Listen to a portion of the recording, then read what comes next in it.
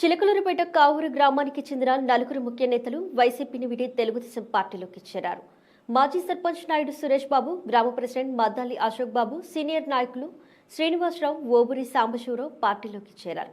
వారికి ఉమ్మడి కూటమి నర్సరావుపేట ఎంపీ అభ్యర్థి లావు శ్రీకృష్ణదేవరాయలు నర్సరావుపేటలో పార్టీ కండువాలు కప్పి సాదరంగా ఆహ్వానించారు. వారంతా తెలుగుదేశం పార్టీ విజయానికి కృషి చేస్తారని తెలిపారు. అండగా ఉంటామని తెలియజేశారు. త్యాగాలకు వెనుదీయని దేశభక్తులారా,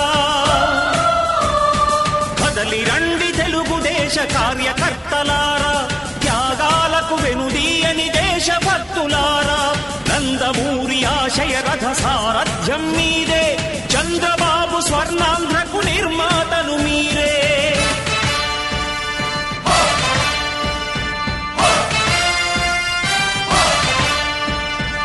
కదలి రండి తెలుగుదేశ కార్యకర్తలారా, త్యాగాలకు వెనుదీయని దేశభక్తులారా.